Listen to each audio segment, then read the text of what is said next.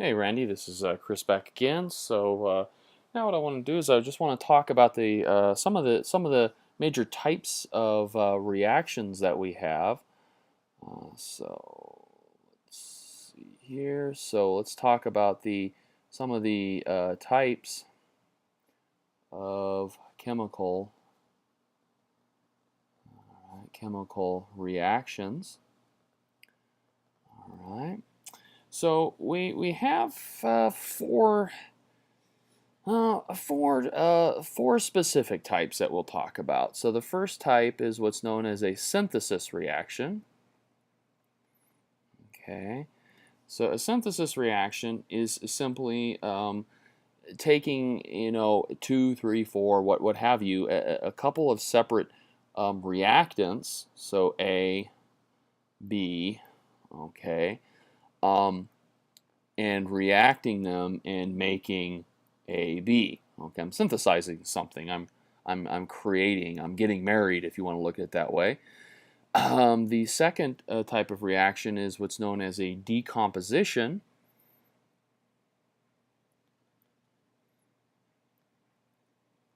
Decomposition reaction, and that's just the opposite of synthesis. That is a breaking down. So maybe I have AB here, and then it breaks down into A and B. So it's kind of like a divorce in a certain sense. And then I have another type of reaction known as a single replacement, and that will contrast with a double replacement reaction. All right, a double replacement, a single replacement, and a double replacement. So a single replacement is where one atom trades places. Okay, and then a double replacement is, oh, you'd guess it, parts. So the parts, okay, of two compounds, molecules, etc., trade places. So I think probably the easiest thing to do would probably be just to kind of give you an example of what a replacement reaction would look like. So let's say that I have my reactants are going to be magnesium, okay, and hydrochloric acid. So that's hydrogen covalently bound with chlorine, okay, and that is going to give me the following reaction. That is going to give me magnesium chloride, all right, magnesium chloride and hydrogen gas, H2. So let's look and see what happened here. Let me just choose a different color, okay? So what happened here? Well, I started, this is hydrochloric acid here. So what happened was the hydrogen from this hydrochloric acid, okay, went here, okay, and then the chlorine went over here, okay. So the chlorine traded the chlorine. This is a single replacement reaction. The chlorine here during that chemical reaction associated itself with the magnesium, and then that left this hydrogen here all by itself. So this would be a good example of a single replacement, okay, because a single atom was replaced during the or swapped around during this type of reaction here. Okay. So I think the next type of reaction I want to talk about, and this type of reaction is a very broad, okay, this is a very broad type of reaction, and it can involve replacement, it can involve synthesis, it can involve decomposition, etc. But it is such an important reaction, particularly when we talk about biochemistry and what goes on inside of the body, that it is definitely something that I want to spend just a little bit of time talking about. and that is the concept of a redox reaction, and that stands for reduction, okay, and oxidation, okay, reduction, a reduction,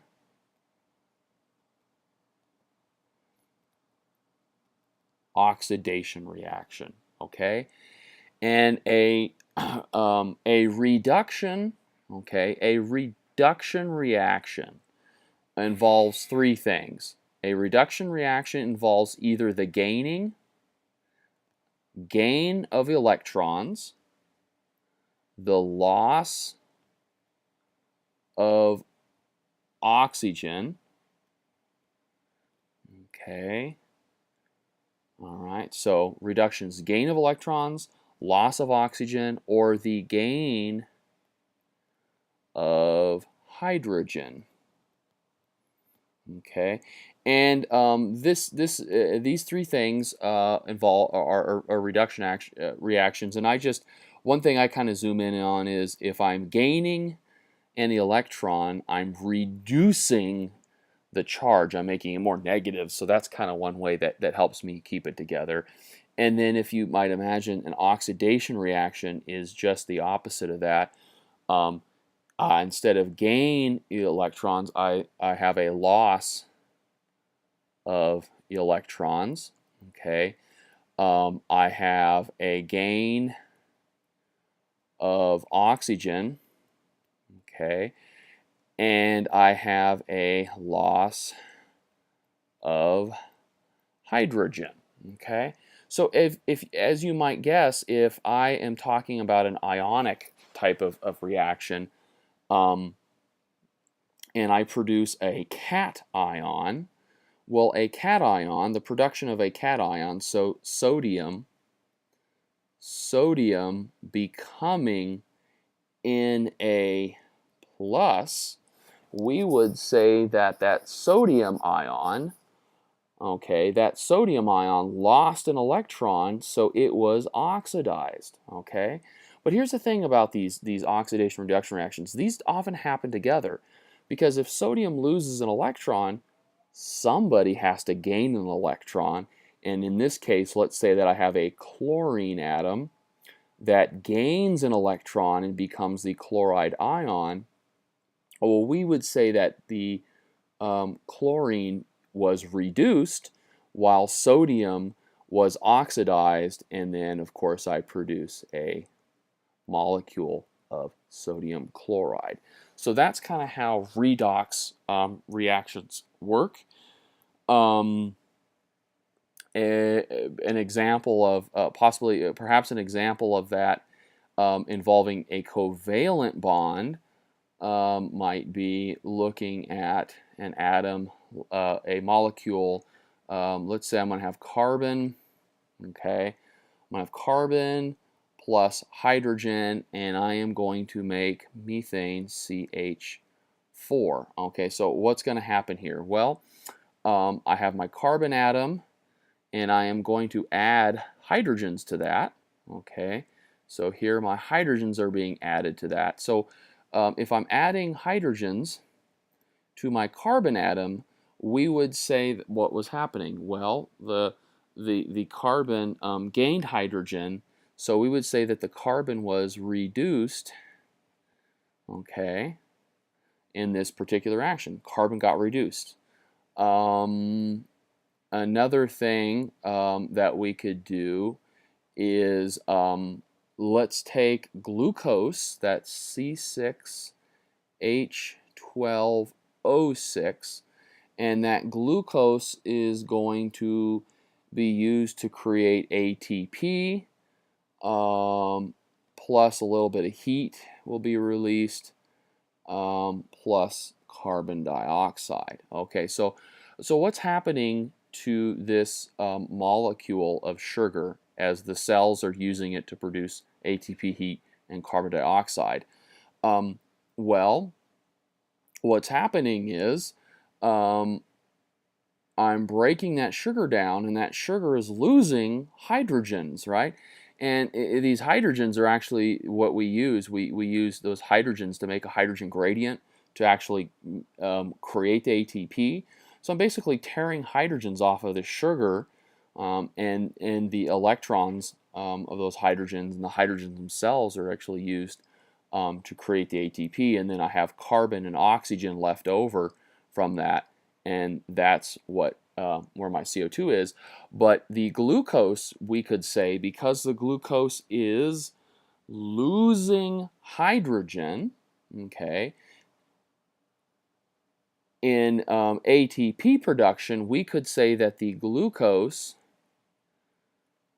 is being oxidized, all right, because it is losing hydrogen. We're oxidizing glucose to create ATP heat and CO2.